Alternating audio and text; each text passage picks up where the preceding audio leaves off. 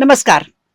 देखिए, एक लंबे इंतजार के बाद, एक लंबी बहस के बाद आखिरकार वक्फ संशोधन विधेयक बिल पास हुआ और जेपीसी की भी एक मैराथन बैठकें चलती रही, तमाम हंगामे हुए, बहसबाजी हुई, लेकिन खुदा ना खास्ता ये बिल पास हो गया। और अब सवाल ये उठ रहा है कि इस बिल के पास होने के बाद से भले ही कई लोगों की नाराजगी हो, लेकिन बहुमत तो बहुमत ही होता है। अब सवाल ये उठता है कि आखिर इस बिल के पास होने से क्या होगा। देश की जनता जिस तरह से वक्फ बिल के बारे में नहीं जानती थी, वक्फ बोर्ड के बारे में नहीं जानती थी, इसी तरह से अब जनता को यह भी जानना जरूरी है कि इस बिल के पास होने के बाद से आखिर जनता का क्या फायदा है, हिंदुओं का क्या फायदा है, मुसलमानों का क्या फायदा है, पार्टियों का क्या फायदा है। इन्हीं सब चीजों पर बात करने के लिए हमारे साथ हमारे खास मेहमान हैं भावेश श्रीवास्तव जी, राजनीतिक विश्लेषक हैं। भावेश जी, बहुत स्वागत है आपका। राम राम। तो देखिए, एक लंबा इंतजार रहा, जेपीसी की बहुत बैठकें हुई, उसमें भी तमाम दल शामिल किए गए थे उस बैठक में भी, और हंगामे हुए उसमें भी, लेकिन आखिरकार लोकसभा में बिल पास हुआ।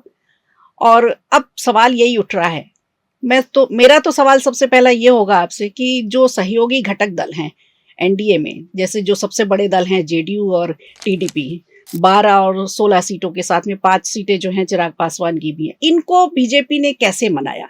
क्योंकि इनकी जो फैन फॉलोइंग है, इनके जो वोटर्स हैं, वो एक ऐसा तबका है जो वक्फ बोर्ड से बहुत ज्यादा संबंधित है। दुर्भाग्यपूर्ण है कि इनका जो एक तबका है वो वक्फ से संबंधित है, जबकि वक्फ मतलब अपने आप में भारत के ऊपर था। जो पुराना कानून था वो भारत के ऊपर था।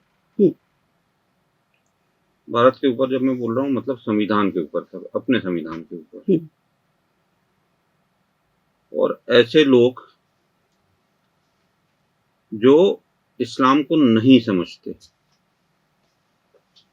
वो बहुत, कल जो अभी आपने कहा कि हिंदू क्या सोचेंगे, मुसलमान क्या सोचेंगे, मुसलमानों के लिए क्या है, हिंदुओं के लिए क्या है, पर एक शब्द आपको जोड़ना था कि देश के लिए क्या है। हम एक मुख्य बात भूल गए कि देश के लिए क्या है, और वहां से चीजें चालू करेंगे तो हमको सब चीजें समझ में आने लगेंगी कि ये देश के लिए क्यों आवश्यक था। और इतना दुर्भाग्यपूर्ण हुआ है, 288 वोट उसके लोकसभा में 288 वोट उसका जो बदलाव होना उसके पक्ष में पड़े, 232 वोट पड़े उसके विपक्ष में, सुधार ना हो। 239, हाँ 239। चलिए, हमने माना मुस्लिम समाज आज भी भारत के साथ मुख्यधारा में नहीं जुड़ा, 24 सांसद अलग कर दें, तो बाकी कितने बचते हैं? 215 जो सांसद हैं वो तो हिंदू हैं। उनमें इतनी भी अकल नहीं है कि इसके कारण क्या होने वाला था। एक सामान्य जनता की बात नहीं है। इसको एक थोड़ा सा अपन पूरे परिप्रेक्ष्य में देखें, केवल वक्फ को वक्फ की दृष्टि से ना देखें। जो आप 215 सांसदों की बात कर रहे हैं जिन्होंने नहीं दिया वोट पक्ष में, वो क्या मतलब, आप क्या बताना चाहते हैं दर्शकों को कि आखिर क्या होने वाला था? अगर वक्फ बोर्ड बिल ये जो गिर जाता, पास नहीं हो पाता, तो ऐसा क्या बड़ा हो जाता? इतने दिनों से तो चल ही रहा है ना। हाँ, इतने दिन से चल रहा है। जिसके ऊपर नहीं आती, जिसके घर में आग नहीं लगती, तो वो सोचता है कि आग तो कहीं लगी नहीं है। पर 39 लाख हेक्टेयर जमीन अगर उनके पास है, दिल्ली की संसद भवन आज जहां बनी है वहां उनका क्लेम है, तो आप समझ सकती हैं देश की स्थिति कहां जा रही थी, क्या हो रहा था। वो हो सकता है जहां आज अपन इस स्टूडियो में बैठकर बात कर रहे हो और अपने पॉडकास्ट के बीच ही कोई आ जाता और कहता कि नहीं ये तो हमारा, और ये हमारा है वो बोलते, और ये उनका नहीं है हमारा है ये सिद्ध करने के लिए आप परेशान होते, क्योंकि उन्हीं की कोर्ट होती, उन्हीं की जो ट्रिब्यूनल है वो होता।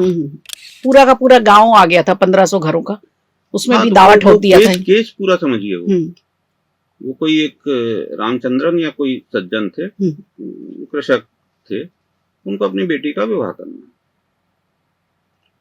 तो उनको जमीन बेचनी थी। जमीन होता है, ये प्राय होता है। जब जमीन बेचने गए तो रजिस्ट्रार ऑफिस में बोले कि जमीन आपकी है ही नहीं। अब उनका दिमाग और खराब हुआ कि भाई मेरी जमीन कैसे नहीं है। तो उन्होंने संपर्क साधा और ऊपर जमीन मेरी कैसे नहीं है। तो पता चला वो जमीन तो छोड़िए, वो पूरा गांव ही नहीं है, पूरा गांव ही वक्त ने ले लिया। अब ये गांव वालों को सिद्ध करना है कि उनका गांव है कि नहीं। जो गांव 1500 साल, 1500, 2000 साल से वहीं रह रहे हैं, उनकी जमीन है, उनकी खेती बाड़ी कर रहे हैं, अब उनको सिद्ध करना पड़ रहा है ये वक्फ की जमीन नहीं है, ये हमारी जमीन है। ऐसा कानून भारत में चल रहा था। ये जो समस्या है ये अभी पिछले 4-5 सालों से ज्यादा समझ में आने लग गई है। बहुत लंबा समय बीत गया, वक्फ बोर्ड के बारे में लोगों को पता ही नहीं था कि ऐसा भी कुछ कानून बनाया गया है। ये कांग्रेस के सरकार में बनाया गया। और मैं बहुत पीछे जाऊं तो 1954 में ही नेहरू जी ने इस तरह का एक वक्फ बोर्ड का गठन किया था। और उस समय जब बात आई थी गठन करने के लिए, तब ये जब बंटवारा हुआ था, बंटवारे के समय में कुछ लोग पाकिस्तान चले गए थे, कुछ पाकिस्तान से भारत आए थे। लेकिन पाकिस्तान जो लोग गए थे और उनकी जमीनें जो यहाँ छूटी थी, उसके लिए ऐसा प्रावधान बनाया गया था कि वो वक्फ बोर्ड को दे दी जाए सारी जमीनें। ये वहां से शायद गठन हुआ है। और उसके बाद फिर तुष्टीकरण की राजनीति इस पर शुरू हुई कांग्रेस के रहते। अपने इतिहास में एक बहुत सम्मानित व्यक्ति हुए चाणक्य, उनका एक बहुत अच्छा वाक्य है कि किसी भी समाज की दुर्दशा के लिए दुर्जन शक्ति या राक्षस शक्ति जिम्मेदार नहीं है, सज्जन शक्ति जिम्मेदार है। अब ये प्रकरण 1954 से चला आ रहा था। 1947 का विभाजन पूर्णतः धर्म के आधार पर हुआ। 1946 में चुनाव होते हैं। उस समय चुनाव की व्यवस्था थी कि मुस्लिम सीट पर केवल मुसलमान वोट देगा और हिंदुओं की सीट पर हिंदू वोट देगा। वो व्यवस्था थी। अब जो व्यवस्था थी वो थी। मुस्लिम लीग का केवल एक मुद्दा था कि हमको अलग पाकिस्तान, अलग देश चाहिए। ठीक है, अलग देश चाहिए अगर किसी का वो है, पर अलग देश क्यों चाहिए? क्योंकि मुसलमान किसी अन्य के साथ नहीं रह सकते। उनकी संस्कृति ही ऐसी है कि वो किसी अन्य के साथ सह अस्तित्व में नहीं रह सकता। तो जो चुनाव के नतीजे वो आज भी उपलब्ध हैं। और कांग्रेस का कहना था कि नहीं, हम यूनाइटेड रहेंगे, हम विभाजन नहीं करेंगे। गांधी जी भी कह रहे थे कि हम विभाजन नहीं करेंगे। तो 90% वोट मिलते हैं मुस्लिम लीग को, बंटवारे को लेकर के, और 6% अन्य जो मुस्लिम पार्टियां थी जो बंटवारा चाहते थे, जो कह रहे थे कि हम हिंदुओं के साथ नहीं रह सकते, किसी अन्य के साथ नहीं रह सकते, मतलब हिंदुओं के साथ नहीं रह सकते, हम मुसलमान अलग हैं, उनको मिले। और मात्र 4% वोट मिले कांग्रेस को। और एक चीज ध्यान रखिए, जो भी बलूचिस्तान वाला एरिया है वहां कांग्रेस को वोट मिले। अच्छा। और जो आज अपना यूपी है, बिहार है, भोपाल का क्षेत्र है, यहाँ सब जगह मुस्लिम लीग ने लीड किया और 96% से ज्यादा वोट किए। और मजे की बात है कि जिन्होंने वोट दिया कि हम हिंदुओं के साथ नहीं रह सकते, वो फिर भारत में रहेगा। और इसके लिए भी कहा जाता है कि ये एक एजेंडे के तहत ही ये कुछ लोग यहाँ रुक गए थे, जो आज कहते हैं कि हमारा भी हिंदुस्तान है, हमारा भी खून यहाँ की जमीन पर है। बंटवारे पे हम मुगलों के साथ, अंग्रेजों के साथ हमने भी लड़ाई की है। मैंने अभी आपको एक चीज बोली कि आपने हिंदू बोला, मुसलमान बोला, देश नहीं बोला। क्योंकि हमको देश को व्याख्या करनी पड़ेगी। अब बिल पास होने के बाद देश की व्याख्या अब आप कैसे देखते हैं? बिल पास होने, मैं आपको पूरी बात बोलूँ, मुस्लिम समाज अगर बोल रहा है कि हम सह अस्तित्व में नहीं रह सकते,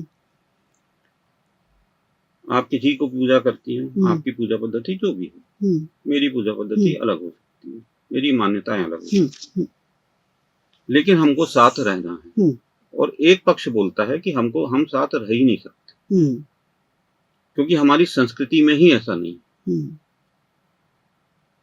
और लोकतंत्र में कुछ कमजोरियां होती हैं, तो उन कमजोरियों का फायदा उठाया उन्होंने, पूरे समाज को साथ लिया ही नहीं। कांग्रेस ने कभी पूरे समाज को साथ लिया ही नहीं। उन्होंने कहा कि मुस्लिम वोट हमारे पास 10% है, 12%, 15%, और उसके साथ एक दो समाज को और जोड़ दो। मतलब ये विघटनकारी बातें थी, और चुनाव जीत जाओ। पूरे देश को एक साथ करने की सोची ही नहीं। तभी आप देखेंगे कि मुस्लिम समाज जो आज बोलता है कि हम मुगल थे, हमने जीता, फलाना किया, ढिमका किया, तो मजदूरी क्यों कर रहे हो भाई? अगर इतनी तुम राजा महाराजा थे तो तुम काहे के लिए मजदूरी कर रहे हो? और वहां से 1947 के बाद से नेहरू हुए। अब नेहरू ने डिस्कवरी ऑफ इंडिया किससे लिखवाई मालूम नहीं मुझे, लेकिन नेहरू को बिल्कुल भी अकल नहीं थी। डॉक्टर अंबेडकर ने भी कहा था कि ये आबादी का पूरा एक्सचेंज करो आबादी। डॉक्टर अंबेडकर ने भी चेताया था। डॉक्टर अंबेडकर ने अपनी किताब में भी लिखा। डॉक्टर अंबेडकर ने इस्लाम के बारे में अपनी किताब में लिखा है। हिंदुओं की भी बुराई करी है, और है तो स्वाभाविक है। कोई भी समाज चलता है उसमें कई बुराइयां, लेकिन डॉक्टर अंबेडकर लिखते हैं कि हिंदू अपनी बुराइयों को स्वीकार करते हैं और उसको दूर करने का प्रयास करते हैं। लेकिन इस्लाम ऐसा एक बंद कमरा है जिसमें रोशनी आने की जगह ही नहीं है। वो स्वीकार ही नहीं करते। जब कोई स्वीकार ही नहीं करेगा बुराई को, वो बुराई दूर कैसे करेगा? अब वो जो लोग थे वो भारत में ही रह गए।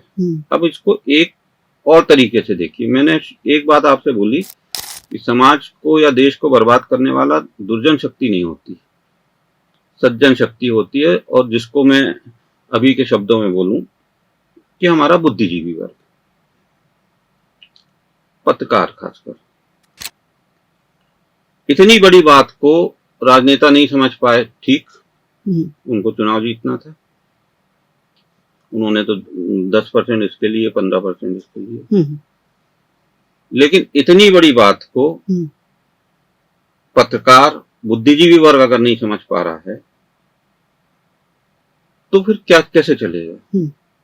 अभी बांग्लादेश में घटना हुई, पत्रकार में तो हिंदू भी आ रहे हैं, मुस्लिम भी आ रहे हैं। नहीं तो मुस्लिम उठाएगा क्यों वक्फ बोर्ड के खिलाफ कोई चीज? आप अगर 1200 साल से किसी एक विचारधारा को नहीं समझ पा रहे हो तो गलती उस विचारधारा की नहीं, गलती आपकी। उसको उदाहरण स्वरूप सहित समझाता हूं। बांग्लादेश का जन्म भारत ने दिया। क्यों हो रहा था बांग्लादेश की? उनकी भाषा की लड़ाई थी। अभी मैं इसके बारे में डिस्कशन पे भी आऊंगा। भाषा बहुत महत्वपूर्ण होती है भाई। तमिलनाडु में रहने वाला तमिल बोलता है, पंजाब में रहने वाला पंजाबी बोलता है, बंगाल में रहने वाला बंगाली बोलता है। अब वो सब मुजीबुर रहमान बने और तमाम तमाशे हुए उर्दू को बंगाली के ऊपर रखने विषय को लेकर, और फिर कोई बंगाली कैसे ऊपर आ सकता, पाकिस्तान में हुआ। फिर अंततः हमने सपोर्ट किया और बांग्लादेश का जन्म हुआ। उसी बांग्लादेश में शेख हसीना भारत के साथ अच्छे से रह रही थी। शेख हसीना को हटा दिया, कोई बात नहीं, हो सकता है राजनीति में आप इसको हटाओ उसको बिठाओ। उसके बाद हिंदुओं के साथ क्या हुआ और क्यों हुआ? हिंदुओं की क्या गलती थी? हिंदू औरतों को घर, मतलब क्या हालत की, अब आप समझ सकते। पूरे के पूरे मोहल्ले जला दिए, लड़कियों को उठाकर ले गए, मंदिर तोड़ दिए। तो आप समझ लीजिए कि वो लड़ाई, ये वर्ग किस तरीके से काम करता है। जरा से में उनको खिलौना बनाकर वो पूरा बर्बाद कर दिया।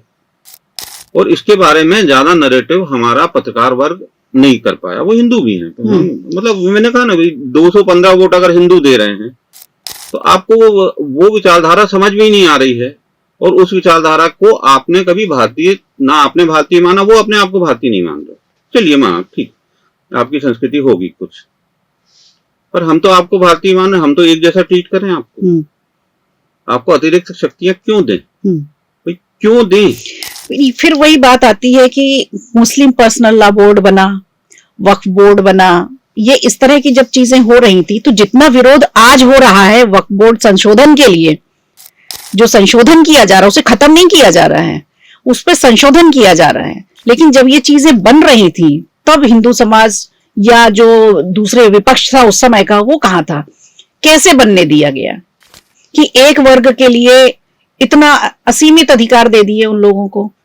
वो भी जब मतलब वो जो उन लोगों को जो चाह रहे थे कि हमको पाकिस्तान अलग देश चाहिए हमारे धर्म के हिसाब से, उन लोगों को इतने असीमित अधिकार दे दिए कि आप जितने चाहे बच्चे पैदा कर सकते हैं। जनसंख्या बिल नियंत्रण बोर्ड अभी पेंडिंग चल रहा है, उस पर भी अभी आगे कुछ देखा जाएगा क्या होता है। लेकिन ये सवाल तो ये उठता है ना कि ये कोई अभी नई बात नहीं है। उस समय भी जागरूकता थी, उस समय भी पत्रकार थे, उस समय भी विपक्ष था। कहाँ था सब कुछ? कहाँ थे सारे लोग? हिंदू भी थे और बहुतायत थे। मुस्लिम आज बोलते हैं हम 25 से 30 करोड़, कुछ 40 करोड़ की बात करते हैं, उस समय तो नहीं थे। आज से 25-30 साल पहले अगर हम देखें तो इतनी जनसंख्या नहीं थी मुसलमानों की। तब तो हिंदू बहुतायत में था ना, तब भी नहीं बोला हिंदू की मुस्लिम पर्सनल लॉ बोर्ड क्यों बनाया जा रहा है, वर्शिप एक्ट को इस तरह से क्यों किया जा रहा है, या फिर वक्फ बोर्ड का गठन करके उसको इतना विस्तार दे दिया गया। तब तो इतनी चलाचल संपत्तियां हो गई वक्फ बोर्ड के पास। हिंदुओं का बुद्धिजीवियों में एक बहुत बड़ा वर्ग, वो बहुत ज्यादा स्वार्थी है और डरपोक, बहुत बड़ा। हिंदू सामान्यतः डरपोक नहीं है। इतने बड़े इस्लामिक आक्रमण को आखिरकार तलवारों ने, मराठों ने, सिखों ने सब खत्म कर दिया था, सब जगह से। इतने बड़े अंग्रेजी आक्रमण को सुभाष चंद्र बोस और फिर विद्रोह हुआ, खत्म कर दिया। पर हमारे यहाँ जो बुद्धिजीवी वर्ग हुआ उसके बाद, जो मैकाले ने कहा था कि मैं काले अंग्रेज पैदा करूंगा, वहां तक तो बात समझ में आती है कि मैं काले अंग्रेज पैदा करूंगा, पर मैं काले मूर्ख अंग्रेज पैदा करूंगा जो अपने आप को बुद्धिजीवी बोलेंगे। भाई समझ में नहीं आ रहा था। 2000 इसके पहले क्या, 1954 के पहले दंगे नहीं हुए? 1947 में दंगे हुए, 1920 में वो जो मालाबार में हुआ वो हुआ, जहाँ हिंदुओं का बिल्कुल कत्लेआम हुआ, कलकत्ता में कत्लेआम हुआ, सब जगह कत्लेआम हुआ। उसके बावजूद भी समझ में नहीं आया। ना लेख लिखे गए थे, लेख ऐसा नहीं है कि सबने नहीं लिखे, कुछ लेखकों ने लेख लिखे, प्रिंट मीडिया ही था उस समय, कुछ अपने ब्लॉग और मैगजीन में लिखते थे, प्रकाशित नहीं होने दिया जाता था उनको, प्रकाशित होने दिया तो प्रतियां जला दी जाती थी, ये सब चीजें भी तो होती थी। अगर मैं बोलूं कि इस इतिहास में, आधुनिक इतिहास में, पुराने इतिहास में जाने दें, आधुनिक इतिहास में अगर सबसे कोई भारत को भारत नहीं चला रहा था, अमेरिकन प्रेसिडेंट है, उनकी पुस्तक है कि जब ये सब चीजें हो रही थी, यूएन में मेंबरशिप और सब चीजें हो रही थी उस समय, भारत आजाद हुआ, 45 विश्व युद्ध खत्म हुआ, दूसरा आगे सब हो रही थी, तब नेहरू अमेरिका की यात्रा पे जाते हैं और नेहरू उन राष्ट्रपति महोदय से बात करने से ज्यादा उनका ध्यान उनकी पत्नी पे रहता है। ये लिखित है। तो नेहरू इस योग्य नहीं थे कि वो बने, जो अयोग्य व्यक्ति बन गया तो उनको चाहता भी कोई नहीं था। अब दुर्भाग्यवश गांधी जी की हत्या हुई, दुर्भाग्यवश गांधी जी की हत्या हुई। उस बात को नेहरू ने इतने शानदार तरीके से बुनाया और ध्वस्त कर दी चीजें। फिर जो वामपंथी आक्रमण हुआ, वामपंथी आक्रमण ने बुद्धिजीवी वर्ग को, वामपंथ जानता था फिल्मों के और प्रेस के माध्यम से हम देश को चला सकते हैं, खासकर हिंदू समाज को। हिंदू समाज क्योंकि बहुत सहिष्णु, काम से काम रखने वाला वैसा होता है, तो हम प्रेस के माध्यम से और फिल्मों के माध्यम से इस समाज को चला सकते हैं। उनका अधिकार था, वो वही बुद्धिजीवी वर्ग चलता गया, वही लेख चलते गए। अब इतना बड़ा कानून था, 2013 में शायद 5 मार्च को 2013 में एक एक्ट पास हुआ जिसमें धारा 40 जोड़ी गई, जो जिसका सबसे ज्यादा विरोध हो रहा है कि आप किसी की भी जमीन पे हाथ रख दोगे, बोलोगे हमारी जमीन होगी। और उसके बाद फिर आपके ट्रिब्यूनल में जाएगा। अब आपको अपील हाई कोर्ट में जाना है तो ध्यान रखिए, अपील होती है, ट्रायल नहीं होता हाई कोर्ट में। मतलब बहुत संक्षिप्त रूप में जाता है कि भाई इन्होंने बोला, ऐसा बोला, संक्षिप्त रूप में जाता, अपील है क्योंकि वो। तो अब अपील हाई कोर्ट में करो, इंसान तो निपट ही गया ना, क्योंकि वहीं पे ट्रायल हुआ, वहीं पे सब चीजें हुई इन्हीं के ट्रिब्यूनल में। तो हाई कोर्ट में स्वाभाविक है वो हार जाएगा, क्योंकि वहां पे तो ट्रायल में ही सब चीजें सेट हो गई। अपने यहाँ जो होता है ट्रायल कोर्ट होता है, जिला कोर्ट न्यायालय होता है, उसके बाद हाई कोर्ट होता है, हाई कोर्ट अपील कोर्ट होता है।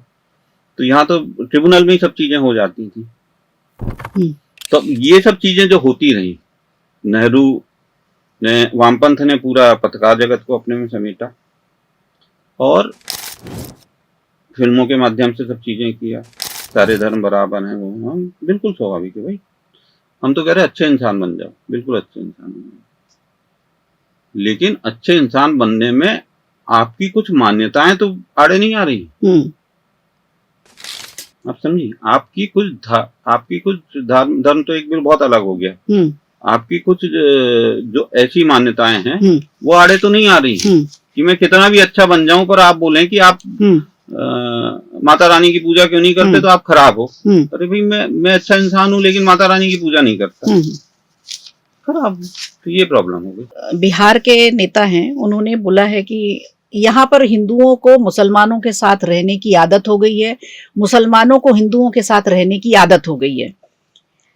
लेकिन राजनीति है, ये राजनेता हैं जो अपने अपने वोट बैंक के लिए आपस में झगड़ा कराते हैं। लाहौर वालों को भी बहुत आदत हो गई। लाहौर में 1947 के पहले बहुत अच्छी आदत, ईद में भी मिलना जुलना, पर अंततः क्या हुआ, कश्मीर वालों को भी बहुत अच्छी आदत हो गई, केरल में भी बहुत अच्छी आदत हो गई, हम लोग साथ रह रहे भाई। इसके बारे में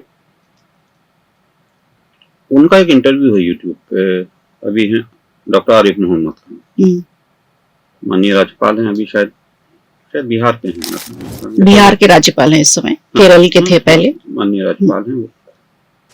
उनका एक इंटरव्यू है, और वो इंटरव्यू किस संदर्भ में, उसको देखिए आप।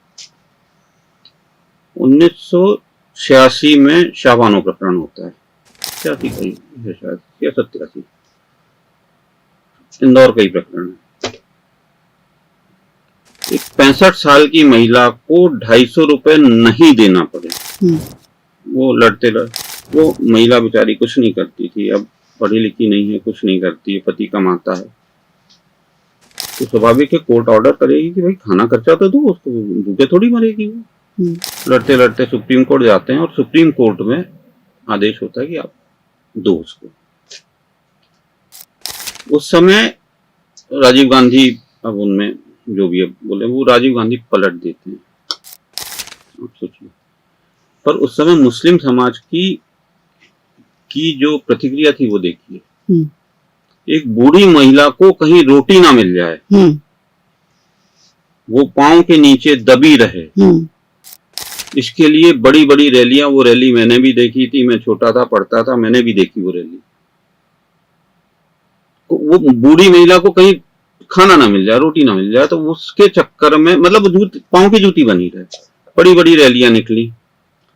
मैं जिस संदर्भ में बोला कि डॉक्टर आरिफ मोहम्मद खान से शायद किसी ने पूछा था, अरफा ने, उस समय डॉक्टर आरिफ मोहम्मद खान ने कैबिनेट से इस्तीफा दिया था इस प्रकरण की वजह से। और उन्होंने कहा था राजीव गांधी से और सबसे कि आप ये बहुत गलत कर रहे हो, आप मुस्लिम समाज को बहुत पीछे ले जाओगे, वैसे ही मुस्लिम समाज पीछे, आप बहुत पीछे ले जाओगे।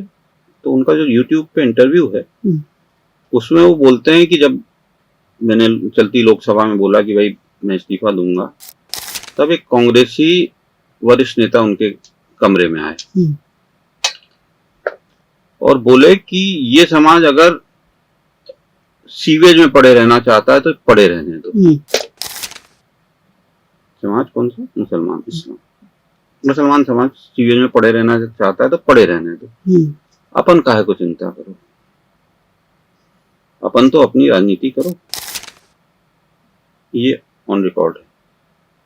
समस्या वो नहीं है कि वो समाज कीचड़ में पड़े रहना चाहता है, समस्या ये है कि वो कीचड़ हमारे देश में। तो इस कारण से सब चीजें गड़बड़ा रही। और अब भाई वक्फ बोर्ड आपने संसद और राहुल सोनिया गांधी का नाम लिया आपने, क्या कोई भी कानून अपनी जो संविधान है उसके ऊपर हो सकता है? नहीं हो सकता। हम संविधान में एक कोर्ट की व्यवस्था है, कोर्ट के ऊपर हाई कोर्ट है, सारी व्यवस्था। इनका कानून ऐसा है कि जिस जमीन पर चाहेंगे हाथ रख देंगे। आपकी न्यायालय का कोई अर्थ नहीं है, जिला न्यायालय का कोई अर्थ नहीं है। जो जमीन संभालता है, वैसे जमीन जो कलेक्टर, जिला कलेक्टर होता है वो संभालता है सारा, उसका कोई अर्थ नहीं है। वो हमारी जो मर्जी वो हम करें। तो ऐसे चल रहा था। जाते जाते तुष्टीकरण की इंतहा कांग्रेस ने इतनी कर दी कि 2014 में 5 मार्च को इलेक्शन डिक्लेयर हुए थे। और इलेक्शन डिक्लेयर होने वाले रहते हैं तो पता चल ही जाता है कि भाई 1-2 दिन में होने वाले थे। तो शायद 3 मार्च या 2 मार्च को दिल्ली की 123 मुख्य संपत्तियां, मुख्य जमीनें उन्होंने वक्फ बोर्ड को दे दी। आज जहाँ संसद भवन बना है उसके सहित कल्पना कीजिए तुष्टीकरण की पराकाष्ठा। संसद भवन की जमीन का जिक्र आया तब तो ये लोगों तक इतना ज्यादा पहुंचा और लोगों ने इस पर सोचना शुरू करे कि ये क्या बात होती है। फिर एक वो 1500 गांव वाला जो मामला था, घरों वाला मामला था, वो पूरा गांव इन्होंने, तो ये 2-4 केस ऐसे आए सामने, तब लोगों का ध्यान गया इस पर कि अरे ये क्या हो रहा है। आपको एक बहुत बड़े महाकुंभ की जमीन के लिए भी बोला गया कि उत्तर प्रदेश के एक मौलाना थे कि उन्होंने भी बोला कि ये महाकुंभ जो है वक्फ की जमीन पर सेलिब्रेट किया जा रहा है, मनाया जा रहा है। तो अब इस तरह की जब चीजें आई तो लोगों का ध्यान गया कि कल को हमारे घर को भी अगर बोल दिया जाएगा तो हमारे पास, हम किसके पास जाएंगे? कोई न्याय व्यवस्था नहीं है इस पर। इस तरह का सेक्शन 40 में बनाया गया है कि आप कहीं अपील ही नहीं कर सकते हो इस चीज के लिए। तब लोग थोड़ा जागरूक हुए और शायद लोगों ने, अब जैसे अब हम भोपाल की ही बात करें, यहाँ पे बहुत बिल पास होने के पहले ही यहाँ पे जश्न मनना शुरू हो गया। लोगों ने मिठाइयाँ खिलाई। मुस्लिम समाज की बात कर रही, हिंदू की नहीं, मुस्लिम समाज के ही लोग थे जिन्होंने मिठाइयाँ बांटी और आपस में गले भी मिले और मोदी जी की जय जयकार भी की। तो ये एक अलग ही तस्वीर यहाँ देखने को मिली। तो इसका मतलब देखिए, अभी वो प्रतिशत बहुत कम है, लेकिन इस्लाम में, मुसलमानों में एक वर्ग खड़ा हो रहा है जिसको सच्चाई पता चल रही है। और उसको सच्चाई पता चल रही है तो उसको लग रहा है कि यार हम इतने सालों तक हमको मूर्ख बनाते थे। वो वर्ग बहुत छोटा है, लेकिन वो धीरे धीरे उस वर्ग को और सामने आना पड़ेगा। शुद्ध बात।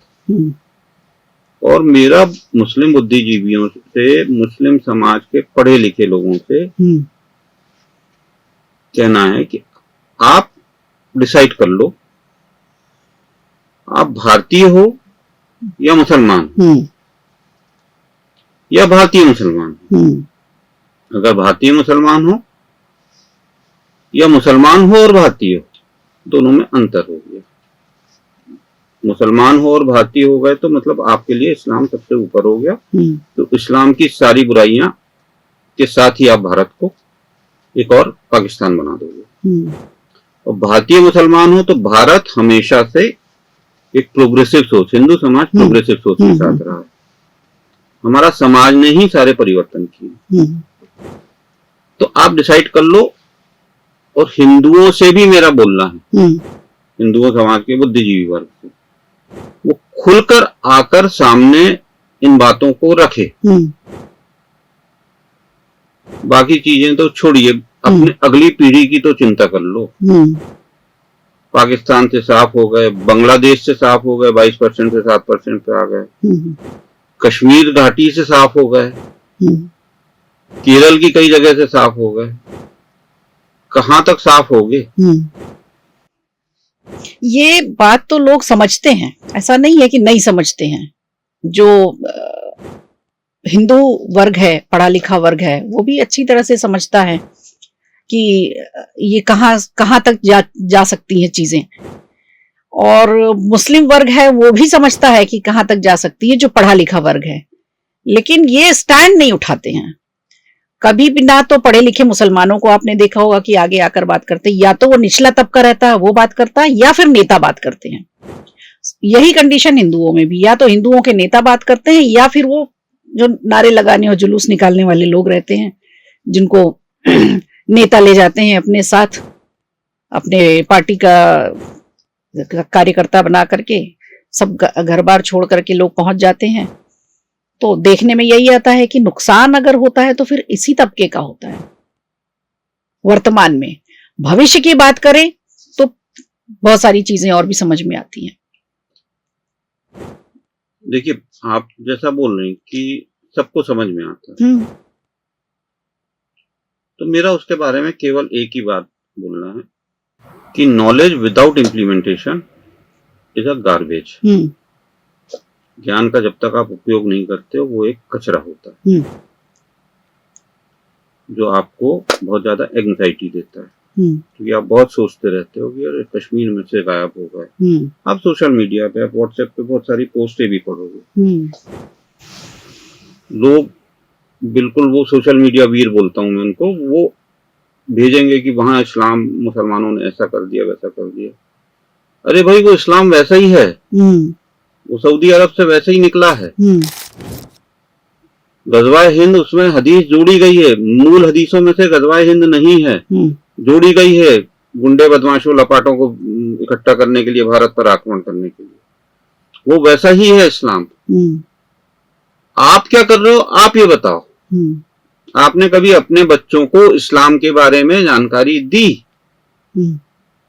आपने कभी गुरु गोविंद सिंह के बारे में जानकारी दी? आपने कभी शिवाजी महाराज और इनके बारे में जानकारी दी कि वो लड़ाई कितनी खतरनाक थी जब हिंदुओं पर जाजिया तक लगा दिया गया था? आपने जानकारी दी कि आप किसके बेटे हो और कैसे हो? और इसके बारे में आप मुसलमानों से बातचीत क्यों नहीं करते? देखिए, मुसलमान देशद्रोही नहीं होता, मुसलमान बिल्कुल देशद्रोही नहीं होता, मुसलमान देशभक्त भी नहीं होता, पर समस्या इसके आगे है कि मुसलमान इंसान भी नहीं होता। मुसलमान मुसलमान होता है, अब वो इंसान भी नहीं है, उसका एक पर्टिकुलर वो है, उसके हिसाब से चलेगा। तो उनका बुद्धिजीवी वर्ग क्या कर रहा है भाई? डिसाइड कर लो। अब हम अगली पीढ़ी को प्रॉब्लम देकर नहीं जाना चाहते, आप डिसाइड कर लो कैसे करना है। चर्चा करते हैं, बैठकर चर्चा करो। आजकल तो सोशल मीडिया का जमाना, आप लिखो, आपके अपने तर्क लिखो, आपको सामने अपनी बुराई आपको दूर करनी पड़ेगी। मतलब यहाँ शरिया से नहीं, संविधान से देश चलेगा, ऐसा नहीं। शरिया क्या है आखिरकार? शरिया है क्या? शरिया मतलब आपकी कुरान। बाय द वे, इस्लाम कुरान से नहीं चलता है, ज्यादातर हदीसों से चलता है। तो शरिया, कुरान, हदीस और उनकी जीवनी, उसके अनुसार निर्णय वो देते हैं। अजीबोगरीब तरीके के निर्णय होते हैं, कई आपने पढ़े होंगे, बहुत ही अजीब निर्णय होते हैं, पर उसके अनुसार वो चलता है। तो यहाँ पे आपको वो चलाना है। आपने वो चलते हुए आपने पाकिस्तान की हालत देख ली है, आपने बांग्लादेश की हालत देख ली, अभी भी देख ली, उसके पहले भी मारकाट मची है। या आप एक ऐसे संस्कृति में ऐसे लोगों के साथ, हिंदुओं के साथ, जो सर्वे भवन्तु सुखिना बोलता है कि आप भी सुखी रहो, हम भी सुखी रहे। आपको प्रॉब्लम आए हम आपके साथ हैं, हमको प्रॉब्लम आए आप हमारे साथ रहो। हमारा ये भेद नहीं होना चाहिए कि आप इसी की पूजा करोगे। आप सुबह अजान सुनो, 5 बजे मैं सोकर उठ जाता हूँ, तो कई बार मैं ध्यान करता रहता हूँ। कि एक ही अल्लाह है, स्वीकार, एक ही अल्लाह, आप उनको अल्लाह बोलो, हम ब्रह्म बोल रहे हैं, और मोहम्मद उनके पैगंबर हैं, वो अरबी में बोलते हैं, हमें वो स्वीकार नहीं। चलो माना भी, हमारे भी खूब सारे पैगंबर हुए, मैसेंजर हुए, उनमें कोई नहीं, लेकिन अब आपको मानना वही है जो उन्होंने बोला, वो स्वीकार नहीं, क्योंकि फिर वो जो बोला तो वही कुरान है, वही हदीसें हैं।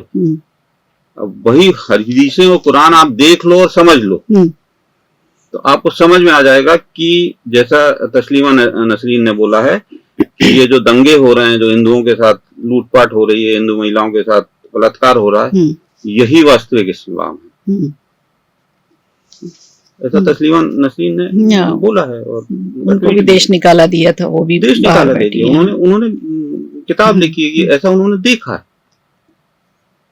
तो आप अभी आपने कहा कि एक बहुत छोटा तबका है इस बात का, कि जैसे आपकी कई लोगों से बातचीत हुई जो इस बात को समझते हैं कि कहीं कुछ तो गड़बड़ है, उस तबके को स्ट्रांग होना पड़ेगा, विस्तार देना पड़ेगा और लोगों को समझाना पड़ेगा। अब हम बिहार का चुनाव देखते हैं, अभी आने वाला है। बिहार में दो बड़े घटक दल हैं एनडीए के, चिराग पासवान की पार्टी है और जेडीयू है, जो एनडीए के साथ है, एक तरह से सहयोगी पार्टी है, जिनकी वजह से केंद्र में सरकार टिकी हुई है। अब वहां पे चुनाव होने वाले हैं। कैसे, पहले तो सवाल मैंने ये किया था कि कैसे मनाया इनको बीजेपी ने कि आप हमारे साथ, ये एक लंबी प्रोसेस होगी, कोई एक बार में तो, एक दिन में तो हो नहीं गया होगा। अभी आज ही इस्तीफा दिया है जेडीयू के एक विधायक ने, इसी बात से नाराज होकर, क्योंकि वो मुस्लिम नेता हैं, और एक ने शायद इस्तीफा देने की चेतावनी दी है कि वो भी मुस्लिम है। अब बिहार के चुनाव हैं और बिहार में जो 12% मुस्लिम वोट है, वो कैसे अब ये नीतीश कुमार और चिराग पासवान अपने सेट करेंगे, क्योंकि पहले तो सौगातें मोदी पहुंचाई जाती है वहां पर, और उसके बाद बिल लाया जाता है और वो भी पास करा लिया जाता है। तो मुसलमानों, बिहार के जो है मुसलमान अभी जिनको वोट देना है, वो इस चीज को कैसे देखेंगे? क्या बिल को समझ पाएंगे वो कि उनके भलाई के लिए है, या फिर वो इस चीज को ही ये नीतीश कुमार जेडीयू है और चिराग पासवान है, ये उनको समझा पाएंगे कि ये आपके लिए है, या नाराज हो जाएंगे? क्योंकि नाराजगी इनकी इस बात पर भी है कि गैर मुस्लिम को एंट्री क्यों? कहाँ है गैर मुस्लिम को? इसमें बोला है ना कि गैर मुस्लिम जो रहेंगे वो भी शामिल होंगे इसमें, महिलाओं को भी शामिल किया जाएगा। जो ये वक्फ बोर्ड का संशोधन बिल आया है, उसमें जो एक समिति बनेगी, उसमें जो ऊपर समिति बनेगी, हाँ, तो ऊपर बनेगी, जो वो कहीं नहीं जाते, वो तो कहीं नहीं चाहते ना कि इसमें गैर मुस्लिम आए, किसी भी लेवल पर नहीं चाहते। नहीं, तो ऐसा कैसे हो सकता है कि मैं हिंदू हूँ और कलेक्टर के हाथ में चीज जाएंगी, वो भी उनको पसंद नहीं है। भाई कलेक्टर सब जगह हम ही रहेंगे। केस हुआ, वो भोपाल कलेक्टर मुसलमान थे, अब क्या मैं मुसलमान, वो मुसलमान है, मैं हिंदू हूँ, तो मैं उनसे काम ना करवाऊं क्या? ऐसा होगा क्या भारत में कि वो मुसलमान है वो नहीं होगा? अभी इनकम टैक्स के कोई थे सज्जन अफसर, वो मुस्लिम, अब मैं उनसे अपनी चीजों को नहीं करवाऊं कि वो मुसलमान है, मतलब इन चीजों को बिल्कुल अलग अलग कर दें क्या? तो ये तो बिल्कुल ही अलगाववाद वाली मामला है। तो अभी तक तो ऐसा ही था ना, अभी तक जो कुछ भी था सब उसमें मुस्लिम ही शामिल थे, कोई बाहर का था ही नहीं। हम ही सुनेंगे, हम ही न्याय करेंगे, हमारी पास ही शिकायतें आएंगी सारी। अभी तक ऐसा था। संशोधन इसी बात का तो किया गया। लेकिन अब मेरा सवाल ये है कि अभी बिहार के जो चुनाव हैं, वहां पे जेडीयू और चिराग पासवान की पार्टी, लोक जनशक्ति पार्टी, अब ये कैसे अपने मुस्लिम वोटर्स को मना पाएंगे? क्या वो नाराज होंगे इस बात से कि इसमें संशोधन बिल लेकर आए और इसे पास भी करा लिया, हमारा नुकसान करा दिया? हालांकि जो ये तबका है वोटर्स का, वो उनको कोई फायदा नहीं हो रहा था इससे। इस बात को वो खुद भी समझते हैं। प्रधानमंत्री आवास योजना के तहत भले ही उनको मकान मिल गए होंगे, लेकिन इतने लाखों करोड़ों की हेक्टेयर की जो जमीन है, उसमें से एक टुकड़ा भी, अगर 1 इंच टुकड़ा भी किसी को मिला हो जमीन का, तो हमें तो कहीं समझ में नहीं आया, पढ़ने में नहीं आया। देखिए, इस्लाम को बगैर समझे इसको नहीं समझ पाएंगे। वक्फ बोर्ड के पास जो इतनी जमीनें हैं ना, जो वक्फ बोर्ड के पास जमीनें थी, जैसा लोकसभा में शायद गृह मंत्री जी ने बोला या किसी ने बताया कि इतने लाख हेक्टेयर जमीन में 12,000 करोड़ रुपए की आमदनी होनी थी कैलकुलेशन के हिसाब से, और 163 या 126 करोड़ रुपए आ रहे थे। 200 करोड़ का राजस्व, 200 करोड़ का 12,000 करोड़ में 200 करोड़, मतलब लगभग 1.5% आ रहा था। वही बात हो गई कि आपके पास 100 एकड़ जमीन है और 4 रुपए प्रति एकड़ प्रति साल आप कमाते हो तो 400 रुपए कमाते हैं, वही वैसी बात होगी। तो अब यही लोग जो गरीब मुसलमान है उस तक कोई बात पहुंचने नहीं देना चाहते। हर शुक्रवार को जुमे की नमाज होती है, उसके बाद एक तकरीर होती है। ये जो 12,000 करोड़ रुपया है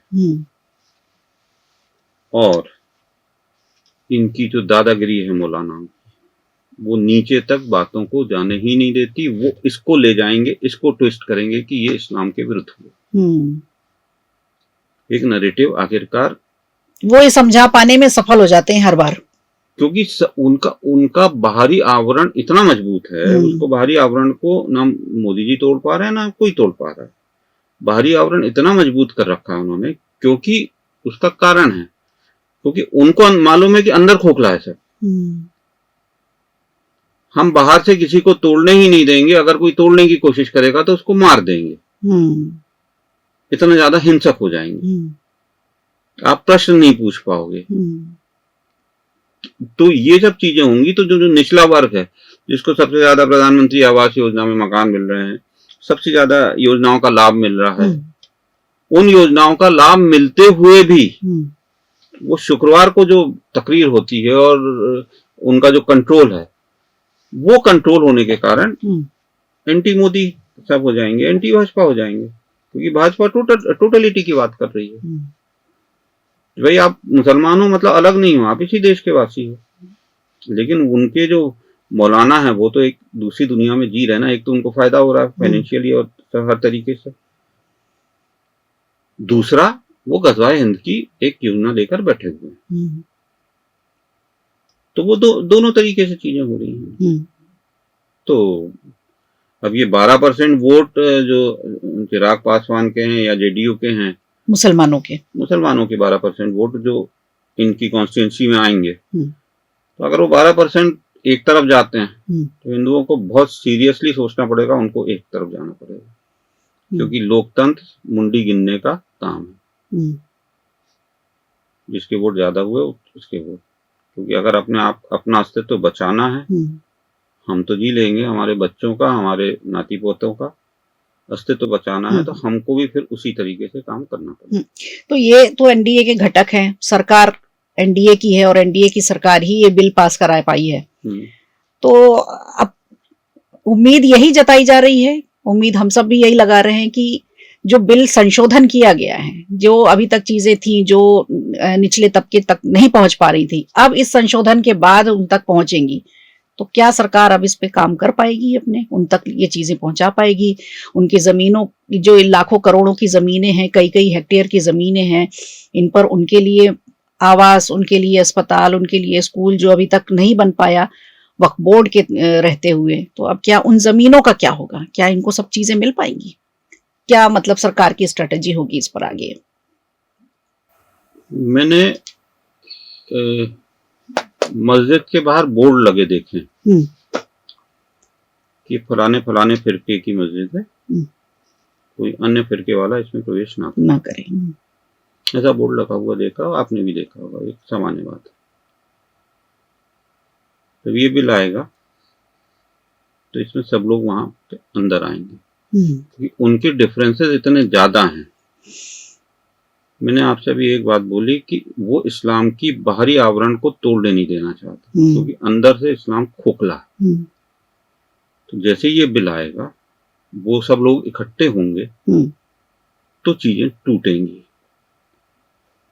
और महिलाएं आज पूरी दुनिया में और भारत सहित पूरी दुनिया सबसे ज्यादा प्रजनन दर मुस्लिम महिलाओं की। सही बात है।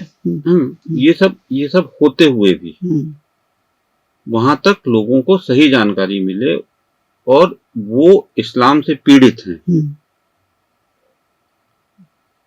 ये बात उनके नीचे तक जाएगी तो चीजें ठीक होंगी। और 3 पहुंचाना तलाक में का जो मुद्दा आया था उसमें मुस्लिम महिलाओं का काफी सपोर्ट मिला सरकार को। अब इस वाले बिल में भी महिलाओं को शामिल करने की बात की जा रही है, कम से कम 2 महिलाएं शामिल होंगी इसमें। तो क्या जो पुरुष वर्ग है मुस्लिम वर्ग का, मुस्लिम समाज का, वो इन 2 महिलाओं को शामिल होने देगा? वो प्रकरण याद करते हुए शाहबानो वाला, क्या ऑब्जेक्शन होगा उनका? देखिए, जहां वो रोटी नहीं दे रहे थे एक बूढ़ी औरत को 65 वर्ष की, अब ये 2 महिलाओं को इस तरह से बैठा करके अब वो पूरे बोर्ड को चलाएंगी, उस पर अपनी दावेदारी पेश करेंगी, उस पर अपना निर्णय देंगी, फैसला सुनाएंगी। ये समाज, अब जो पुरुष वर्ग है वो क्या बर्दाश्त कर पाएगा? सरकार क्या एक्शन लेगी इस पे? अब नहीं, सरकार तो एक्शन क्या लेगी सर? भाई मुस्लिम जो सदस्य रहेंगी, उसकी जो महिलाएं रहेंगी, तो जैसे अपने यहाँ होता है पार्षद पति होते हैं, तो उनकी पत्नी पार्षद रहती है, लेकिन वो पार्षद तो उनकी चलती है। मतलब तस्वीर वैसे ही बनकर आएगी? नहीं, लेकिन उसमें ऐसा ही नहीं। अगर उसमें 10% भी, अगर 100 महिलाएं आई तो उसमें से 10 महिलाएं आएंगी, 100 में से 100 हो जाएंगी या 80 हो जाएंगी, वो नहीं, 10% भी अगर आगे आ जाती है तो धीरे धीरे बदलाव आएगा। और बदलाव हमेशा आता शुरू होता है धीरे से, लेकिन फिर वो एक बार जब आगे बढ़ जाता है तो ये सोशल मीडिया का जमाना है, इसमें लॉजिक ठहरेगा, उनको लॉजिक दिखेगा सामने। वही महिलाएं तो प्रश्न पूछेंगी कि भाई हमारे साथ की लड़कियां, हमारे साथ की वो है, कोई बैंक अफसर है, कोई पायलट बनी हुई है, कोई शानदार तरीके की नौकरी कर रही है, आईटी फील्ड में है, और हमारी हालत ही ऐसी क्यों है? तब उनको समझ में आएगा और तब चीजें जाकर सुधरनी चालू होंगी। जो मुझे लगता है कि या तो ये भविष्य होगा कि वो अपने बच्चे को पालेंगी, तब वो बताएंगी कि भाई ऐसा ऐसा है, क्योंकि स्वाभाविक है, मतलब वो महिलाओं जब देखेंगी ना, वो पढ़ेंगी कि उनके साथ वाली महिला है, वो कहीं पे, वो तो अभी भी देख रही हैं। एक बहुत छोटा तबका है, ऐसा नहीं है कि पढ़ी लिखी महिलाएं नहीं है, मुस्लिम समाज में भी हैं कुछ महिलाएं, अच्छे अच्छे पदों पर भी हैं, प्रोफेसर भी हैं, डॉक्टर भी हैं, लेकिन छोटा तबका है, कुछ प्रतिशत है ऐसी महिलाओं का। ज्यादा प्रतिशत है जो एजुकेशन नहीं ली है, जिन्होंने सिर्फ बहुत सारे बच्चे पैदा कर रही हैं, ये इस तरह का उनका बना के रखा हुआ है। तो ऐसा नहीं कह सकते कि जो इस पद पर जो बैठेंगी, जिन भी महिलाओं को जिनको भी सदस्य बनाया जाएगा इसका, वो उनके लिए लड़ाई ना लड़ें, क्योंकि 3 तलाक वाले मामले में भी हमने देखा था रिजल्ट उसके पॉजिटिव दिखे थे हमें। महिलाओं को ताकत तो मिली थी जब उनको 3 तलाक बोल करके बाहर कर दिया जाता था, तो वो एक उनको थाना दिखता था कि हम यहाँ जाकर के शिकायत कर सकते हैं, और उन्होंने की भी, और उसका उनको फायदा भी मिला, उनके पक्ष में फैसला भी सुनाया गया। तो ये वाला जो है 2 महिलाओं को शामिल करने का, तो निश्चित रूप से मुझे लगता है कि अच्छा होगा मुस्लिम समाज की महिलाओं के लिए, बहुत अच्छा होगा। ये तो केवल एक बहुत छोटा पार्ट है, पर मुस्लिम समाज की महिलाओं को आगे आना होगा भाई। या तो भारत को धीरे धीरे पाकिस्तान, और पाकिस्तान का अगला चरण आपका अफगानिस्तान है, बनने दो, या भारत को एक शानदार देश बनने दो जो भारत पहले था। हम सह अस्तित्व की बात करते हैं, को एग्जिस्टेंस की बात करते हैं, हम कभी सामने वाले को पूजा पद्धति के आधार पर वो नहीं करते, मना नहीं करते। तो आपको कैसा भारत चाहिए आप देखोगी। अभी भी जो इनके मदरसे जो हैं, मदरसों में जो चीजें बताई जाती हैं, और कि भाई एक दिन अल्लाह का राज होगा, एक दिन ऐसा राज होगा, तो ये होगा वो होगा, तो इनकी नजरें खुलेंगी और देखेंगे कि जहां उनका राज है, पाकिस्तान, अफगानिस्तान, सीरिया, वहां क्या स्थिति है, और जहां इन्होंने थोड़ी प्रोग्रेसिव सोच रखी है, थोड़ा बहुत ठीक ठाक हुआ है, वो इंडोनेशिया है, दुनिया का सबसे बड़ा मुस्लिम देश इंडोनेशिया। इंडोनेशिया में कई चीजें हटा दी गई, वहां वो आज भी उनके राष्ट्रपति महोदय आए थे, शायद 26 जनवरी की परेड में आए थे, तब ये वीडियो भी जारी हुआ उसके बारे में, तब उन्होंने सार्वजनिक रूप से कहा है कि मैंने अपना डीएनए टेस्ट कराया तो मेरा डीएनए हिंदू था। वो हिंदू नाम रखते हैं। स्वीकार करो ना सच्चाई, और स्वीकार करो ना कि हमको अच्छे से आगे बढ़ना है, तो बदलाव आएगा। ये बात तो देखिए भागवत जी ने भी कही थी कि सबका डीएनए एक है। तो ये एक वर्ग ऐसा है जो नहीं मानता कि हमारा डीएनए एक है। नहीं तो डीएनए भाई दो ही हो सकते हैं, या तो वो आक्रमणकारी जो कासिम ने जब भारत पर आक्रमण किया तब उसको सेना वेना ज्यादा नहीं थी, उसके बाद हदीसें भी प्रॉपरली लिखी नहीं गई थी, तो एक गजवा हिंद हदीस लिखी गई, वो गजवा में फिर लूटा लाठी करेंगे, क्योंकि वो मुस्लिम की एक खास आदत होती है कि वो लूटा लाठी करते हैं, और लूटा लाठी में भी महिलाओं की लूटा लाठी करते हैं। ये उनकी ताकत रही है हमेशा। इस्लाम के आक्रमण में महिलाओं पर अत्याचार एक उनकी ताकत है। हिंदुओं में ऐसा नहीं है, हम महिलाओं को और गाय को कभी सामने, बच्चों को कभी नहीं, हाथ नहीं उठाते। कासिम ने एक हदीस लिखी थी, उस हदीस के अनुसार गजवाए हिंद करना है या प्रॉपरली आगे जाना है, तो इस चीज पर मंथन होगा, चीजें चलेंगी। तो डीएनए या तो आपका कासिम वाला है, बाबर वाला है, या भारतीय है, हिंदू है, कोई एक तो है। अब तीसरे तो आप कहीं आसमान से नहीं आए हो, आपके पूर्वज आसमान से नहीं आए, तो आप थोड़ा देख लो, और ज्यादा हो तो अपने घर वालों से पूछना, नहीं तो अपने यहाँ तो गया जी में, हरिद्वार में, सब जगह अपने यहाँ पूरी लेखा जोखा है। हाँ लेखा जोखा है, कहीं वंशावली है पूरी, 20 जो अपनी पुश्ते हैं उनके बारे में लिखा हुआ है, जाकर देख लो, आ जाओ, हिंदू बन जाओ, कोई उसमें समस्या नहीं इतना। लेकिन इतनी ताकत मुस्लिम समाज के बुद्धिजीवी वर्ग को दिखानी पड़ेगी, या तो सुधार कर लो, या हिंदू बन जाओ, वापस आ जाओ, अपने घर वापसी कर लो, या फिर बर्बाद होते हुए देखते रहो। तो इनमें से कोई एक चीज। ये जो बिल आया है अब, ये कितना फायदा दे पाएगा इस सोच को, इस सोच के साथ आगे बढ़ने में इस बिल का कितना ज्यादा योगदान होगा? देखिए, मुस्लिम समाज के तुष्टीकरण की पराकाष्ठा तो नेहरू के जमाने से ही हो रही थी, और उसके बाद जो 86 में हुआ शाहबानो प्रकरण में कि 2 रोटी महिला को ना मिले, उसके लिए सारा हुआ। 2013 में उसके एक कदम आगे बढ़े और 123 जो जमीनें हैं और प्रॉपर्टीज हैं वो दे दी। भारत के प्रधानमंत्री ने बोला कि इस देश की जो संसाधन है उस पर पहला अधिकार मुसलमानों का है। इस स्तर तक कांग्रेस गई। अब इस स्तर के तुष्टीकरण वाली आदत, जिसको बोलते हैं ना कि जिसको 10 साल से 8 बजे सोकर उठने वाली आदत है, तो वो पहले 7:58 पे उठेगा, तो धीरे धीरे धीरे आएगा।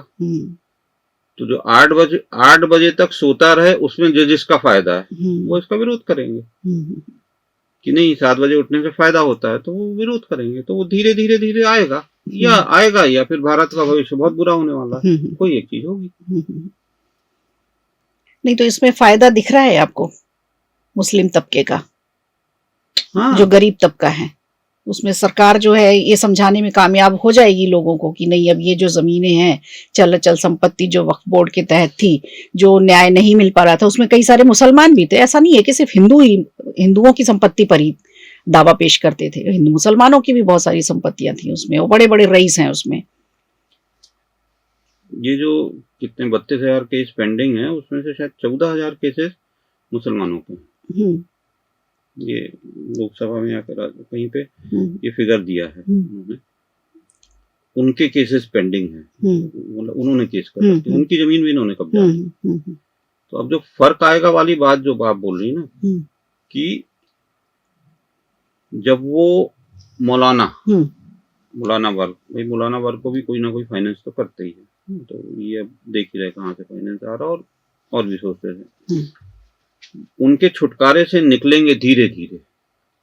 और इस मामले में भाजपा को, मैं भाजपा का अधिकृत ना प्रवक्ता हूँ ना सदस्य हूँ, लेकिन भाजपा को प्रयास करने पड़ेंगे कि उन तक सही बातें पहुंचे, और खासकर मुस्लिम महिलाएं भी इस बात को समझे, जो पढ़ी लिखी मुस्लिम महिलाएं, वो अपने किसी अन्य नाम से फेसबुक पेज बनाएं और उसमें अपनी बात लिखें।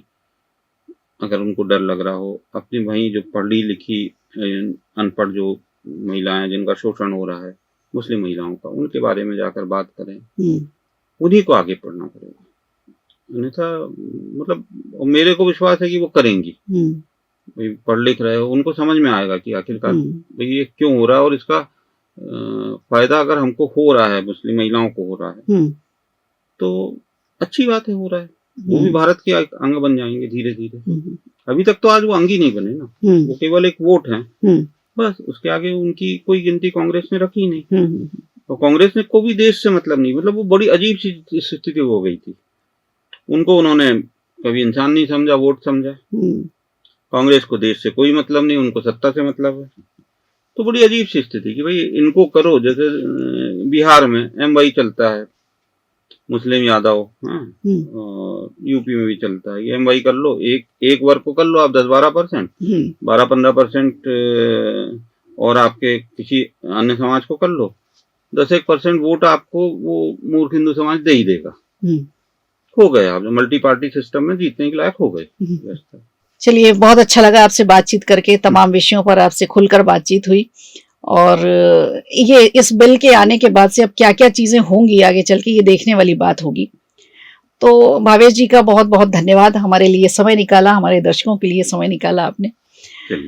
तो बिल आने के बाद अब देखना होगा कि सरकार इस पर किस तरह से इम्प्लीमेंट करती है, जमीनी स्तर पर किस तरह से इसमें काम होता है, क्या मुस्लिम तबके को सरकार समझा पाएगी कि ये उनके हित के लिए है, ये देखने वाली बात होगी। आज के पॉडकास्ट में इतना ही, फिर किसी नई शख्सियत के साथ आपसे फिर मुलाकात होगी। तब तक के लिए नमस्कार, धन्यवाद।